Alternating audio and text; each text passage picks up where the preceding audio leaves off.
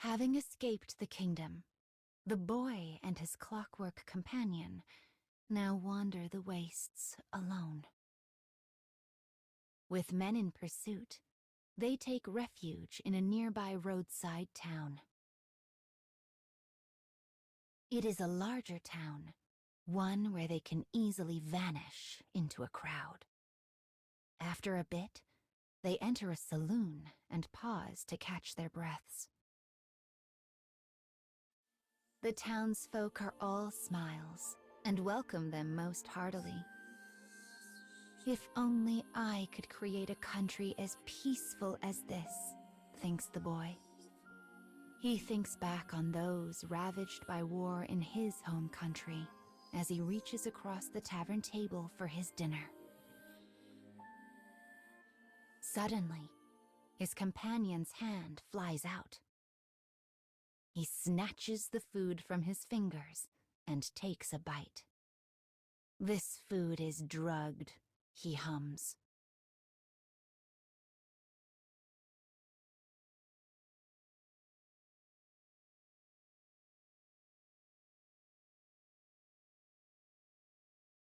The boy seems shocked by the news. As he stands and pushes back from the table, the tavern keep approaches. "Hey now," he cries. "What's the big deal here? That drug's perfectly legal in these parts."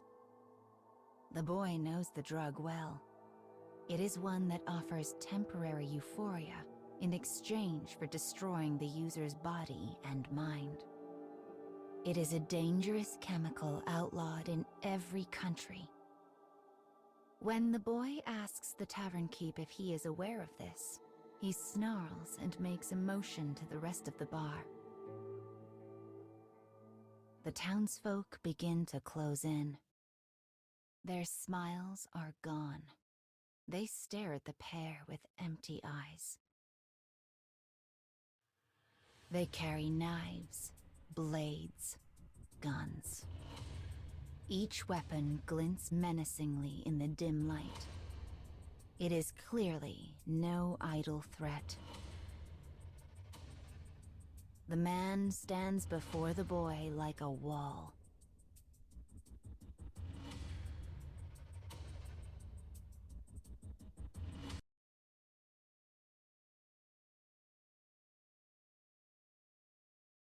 The townsfolk press the circle tighter.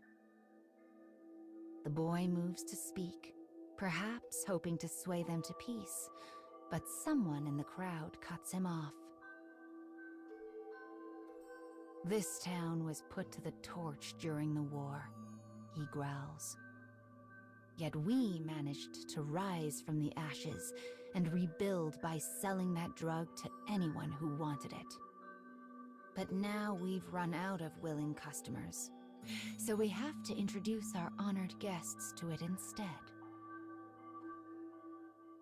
Still, a fancy boy like you would know nothing of.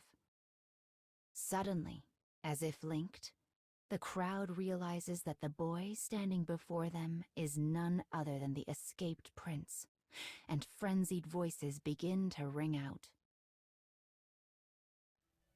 "His people burned our town. Crush the oppressor. Make him pay." The boy objects as loudly as his voice will let him, but the townsfolk are beyond hearing. A moment later, his companion draws his revolver. "No!" screams the boy. "Don't kill them." With this order received, the man holsters his weapon and begins subduing the townsfolk a different way.